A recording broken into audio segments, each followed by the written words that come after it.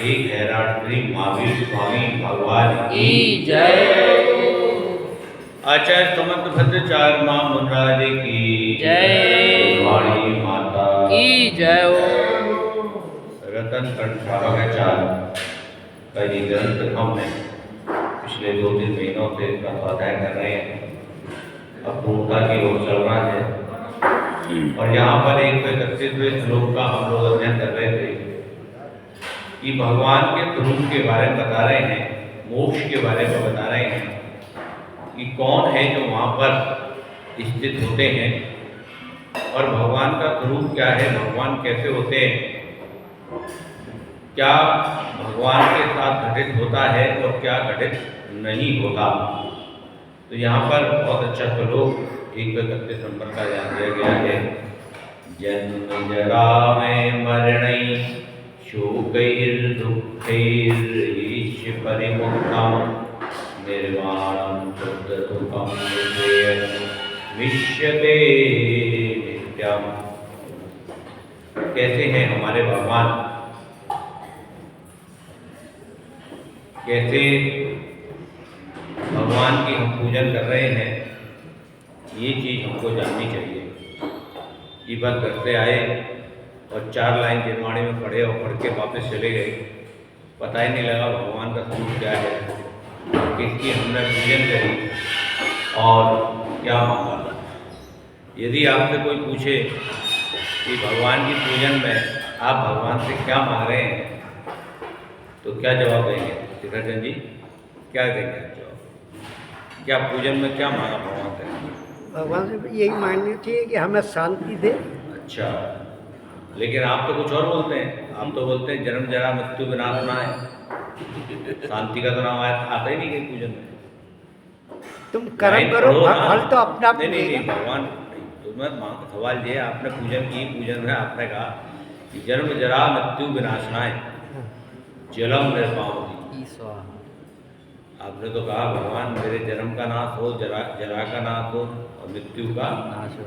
यही तो भगवान बनने के लिए, हम भगवान से भगवान बनने के लिए मांग रहे हैं। यही तो हमें समझना चाहिए कि हम पूजन की लाइन पढ़े तो पढ़े क्या, इसका मतलब क्या हुआ। जन्म जरा मृत्यु विनाशना है, किसकी मांग रहे हो? भगवान की मांग रहे हो या अपनी मांग रहे हो? किसकी मांग रहे हो बताओ। भगवान से हम लोग कहते हैं कि हे भगवान जन्म जरा मृत्यु विनाशना है, तो ये अपने लिए कहते हैं कि भगवान के लिए कहते हैं? पहले तो ये समझ लेना चाहिए। पूजा तो आदमी अपने लिए ही करता है, अपने लिए कह रहे हो ना, और फल वही देता है। तो जब भगवान से ये मांग रहे हो भगवान मेरा जन्म का नाश हो, जरा का नाश यानी जरा बुढ़ापा आदि और मृत्यु विनाशनाएं, तो भगवान हमारी ये तीनों अवस्थाएं नष्ट हो जाएंगी तो हम भी भगवत रूप हो जाएंगे, हम भी आपके पास बगल में होंगे। ऐसा हमारी सुंदर पूजन में वर्णन होता है। हर लाइन में कोई भी चाहे चंदन चढ़ाएं तो संसार का नाश हो, अक्षर चढ़ाएं तो अक्षय पद प्राप्त हो। अक्षय पद कौन सा होता है? मोक्ष का। काम बाण विनाशनाएं, जितनी भी इंद्रिय की वशीभूत विषय भोग हैं ये सब नष्ट हो, क्षुधा नष्ट हो, सभी तरह की जो भी आकांक्षाएं हैं, राग द्वेष सब नष्ट हो जाए, मोह नष्ट हो जाए। ये मोहिनी कर्म नष्ट होते ही केवल ज्ञान हो जाता है। अष्ट कर्म विनाशनाएं, 8 चारों घातियाँ कर्म नष्ट हो जाए तब भी मोक्ष मिलना है। मोक्ष फल प्राप्त है तो मोक्ष फल तो सीधा फिर डायरेक्ट मांग, पहले तो घुमा फिरा के मांग रहे हैं भगवान से हम, और फिर सीधे जाके भगवान मोक्ष फल प्राप्त है और अंत में अनर्घ पद प्राप्त है। हमारी एकमात्र जैन दर्शन में ही ऐसी पूजन होती है जिसमें भगवान से भगवत रूप मांगा जाता है। बाकी किसी और दर्शन में यहाँ पर लिखा हुआ है कि भगवान का जन्म नहीं होता। जैन दर्शन में अवतारवाद नहीं होता जन्म। जितने भी दर्शन हैं तमाम कई पढ़ने में आते हैं कि यदा यदा हि धर्मस्ते ग्लानिर्भवति भारत अभ्युत्थानमधर्मस्य तदात्मानं सृजाम्यहम्। जब जब संसार में पाप पड़ते हैं तो मैं पुनः पुनः जन्म लेता हूँ। लेकिन यहाँ पर समर्थ भद्र स्वामी कहते हैं कि जन्म में तो वेदना है, जन्म में तो दुख है और दुख भगवान को होता नहीं। इसलिए हमारे भगवान एक बार विद्यालय में विराजमान हो जाते हैं तो वहाँ से लौटकर आते नहीं। कितना भी गर्भ में भगवान, कोई भी जीव जब गर्भ में आएगा तो बिल्कुल ठुठर कर रहेगा, 9 महीने तो उल्टा रहेगा। आदिनाथ भगवान की पूजन आती है ना, या सकुड़ाई थी ठोर हो, हिलन खलन ना कर सके, औंधे मुँह लटको रहे हो, ये सब पूजन अपन पढ़ते हैं आदिनाथ भगवान के में। तो ये जन्म में भी बहुत दुख है और मरण में भी बहुत दुख है। इसलिए भगवान दुखों से रहित हैं। क्या कह रहे हैं कि जन्म, बुढ़ापा, रोग, मरण और शोक, दुखों से, भयों से रहित शुद्ध सुख वाले। सुख कैसा है? शुद्ध है। जैसे शुद्ध घी होता है ना, एक बार घी बन गया तो उसका दूध नहीं बनाया जा सकता। बना सकते हो? बोलो, आपको कोई घी दे दे, घी कैसे बना? दूध। कैसे बनाया घी? दूध से ही तो बनाया। अब आपको कोई घी दे दे और कहे वापस से इसका दूध बना दो, नहीं बन बना सकता, दोगे? नहीं बन हैं? सकता। क्यों? नहीं, वो दूध जब गया वो पतला थोड़ी ना, मठा बन सकता है उसका। कुछ नहीं बन सकता। कुछ नहीं बन दूध सकता। का घी का कुछ नहीं बन सकता, घी तो घी रहेगा। ऐसे ही सिद्ध स्वरूप है, मोक्ष स्वरूप है। एक बार मोक्ष को प्राप्त कर लिया सही तो है। फिर उसका कुछ नहीं, वो सिद्ध सुख, शुद्ध सुख और शुद्ध सुख में है, वो वापस से उसका कुछ हो ही नहीं सकता। ये चीज हमें जाननी चाहिए कि हमारे भगवान विद्यालय में विराजमान है और कभी भी पुनर्जन्म उनका रीबर्थ कभी भी नहीं होता। भगवान का रीबर्थ कभी होता ही नहीं, कभी पुनर्जन्म होता ही नहीं। जन्म, जरा, मृत्यु, विनाश करके ही तो वो विद्यालय में विराजमान हुए हैं। ऐसे भगवान ही हमारे भगवान हैं, इसके अलावा कोई भी संसार में भगवान नहीं है। ये चीज हमको जाननी चाहिए। यदि यहाँ पर हमारा दान हो जाए तो फिर सम्यक दर्शन होने में देर नहीं लगती। तो यहाँ पर आचार्य भगवान कह रहे हैं, मोक्ष के अन्य अन्य नाम उन्होंने बताए हैं। मोक्ष है, विद्यालय है, निर्वाण है या नित्रेयश, इससे अधिक कुछ भी श्रेष्ठ नहीं है। और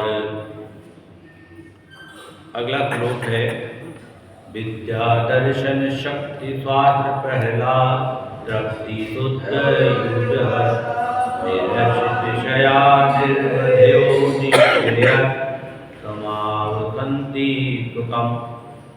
केवल ज्ञान और केवल दर्शन, अनंत वीर, परम उदासीनता स्वरूप स्वयं स्थिरता, अनंत सुख, इंद्रियों की विषयों इच्छा से रहित संतुष्टि और दिव्य भाव रूप कर्म बल से रहित बने को प्राप्त, शुद्धि पवित्रता वाले ही अधिकता से रहित और अवधि से रहित सुख स्वरूप निश्रेयस मोक्ष में ही विवाह करते हैं। या मोक्ष का स्वरूप चल रहा है। हालांकि हमारे बीच में फौरन ज्ञानी पंडित साहब आ चुके हैं। पंडित साहब आप सुनाएंगे? अब यहाँ पर बता रहे हैं कि मोक्ष में कौन विराजमान है। केवल ज्ञान, केवल दर्शन, अनंत वीर, क्या क्या संपदा है हमारे भगवान के पास। केवल ज्ञान, केवल दर्शन, अनंत वीर, अनंत बल, परम उदासीनता रूप में स्थिरता, कहीं किसी से कोई राग नहीं, कोई द्वेष नहीं, केवल अपने अंतर आत्मदर्शन में ही लीन है। अनंत सुख जिनके पास है, शुद्ध सुख, बिल्कुल शुद्ध सुख है, जिस सुख का कोई भी उल्लंघन नहीं है, जो सुख कभी भी नष्ट होने वाला नहीं है, शाश्वत सुख है, जो हमेशा रहने वाला है। एक बार जो प्राप्त हो गया वो कभी हीन नहीं होता, कभी कम नहीं होने वाला। इंद्रियों विषयों की इच्छा से रहे, कोई भी इंद्रिय जो हमारे पंचेंद्रिय आदि की इच्छाएं हैं, इन इच्छाओं से बिल्कुल रहित हैं, संतुष्ट हैं अपने आप में, द्रव्य भाव रूप कर्म बल से रहित हैं। किसी भी प्रकार का कोई भी कर्म बल उनके साथ नहीं है। ऐसे प्राप्त शुद्धि पवित्रता वाले ही अधिकता से रहित, कोई भी किसी चीज की ना तो कमी है, ऐसे अवधि से रहित, उनकी अनंत काल तक वहाँ पर रहने वाले हैं, अनंत सुख को प्राप्त करने वाले हैं, अनंत ज्ञान को प्राप्त करने वाले हैं। वहाँ कोई भी किसी चीज की अवधि नहीं है। ऐसे सुख स्वरूप निश्रेयस मोक्ष में जीव व्यवहार करते हैं। ऐसे मोक्ष में जो जिससे श्रेष्ठ कुछ भी नहीं है, ऐसी श्रेष्ठता में जो जीव व्यवहार करते हैं वो अनंत आनंद परमेश्वरी भगवान होते हैं। अनंत विद्या अनंत दर्शन अनंत केवल भक्ति रही, परम स्वास्थ्य आनंद परम हो परम शुद्ध परम तृप्ति सही। जो कुछ उगड़े घड़े बढ़े नहीं, अमित काल तक अमिट रहे। नीचे निर्वाण वही है, सुख से पूरित विदित रहे। अनंत ज्ञान अनंत दर्शन अनंत बल के स्वामी हमारे ऐसे अनंत आनंद परमेश्वरी भगवान, जिनके सुखों में कुछ भी कमी होने वाली नहीं है, ऐसे परम आनंद को प्राप्त कर रहे हैं, परम तृप्त हैं। किसी भी तरह की कोई आकांक्षा उनको नहीं है। अपने आप में ध्यान में लीन है, देख रहे हैं, जान रहे हैं और अनंत ज्ञान को पा रहे हैं। ऐसे निश्रेयस निर्वाण, निश्रेयस बिल्कुल श्रेष्ठतम ऐसा निर्वाण मोक्ष वही है, सुख से पूरित है। निश्रेयस में वे ही जीव निवास करते हैं। निश्रेयस शब्द जो है वो यहाँ पर पढ़ने में आया है। निश्रेयस मोक्ष को ही बोला जाता है, मोक्ष का ही दूसरा नाम है। निश्रेयस में वे ही जीव निवास करते हैं जो विद्या अर्थात केवल ज्ञान, केवल दर्शन अर्थात केवल दर्शन, शक्ति अनंत वीर, स्वार्थ अर्थात परम उदासीनतापना, वैराग अर्थात अनंत तृप्ति अर्थात विषय संबंधी आकांक्षाओं का अभाव, शुद्धि अर्थात द्रव्य भाव कर्म रूप से जो मल है, कर्म रूपी मल है, वो सबसे रहित ही है। ऐसे जीव वो है। अतिशय अर्थात विद्या आदि गुण संबंधी ही अधिकता से रहित है और निरअवधि है, कि कोई काल की अवधि नहीं है, शाश्वत सुख को प्राप्त करने वाले हैं, अनंत काल तक वो वहाँ पर रहने वाले हैं। वे निश्रेय सुख स्वरूप है अथवा सुखम या भवती तथा इस प्रकार क्रिया विवेचन पक्ष में ये होता है कि पूर्व विश्लेषणों से विशिष्ट जीव निश्रेयस में सुख से निवास करते हैं, मोक्ष में रहते हैं। बोले शांतिनाथ भगवान की जय हो। क्या वाणी के ज्ञान से सूझे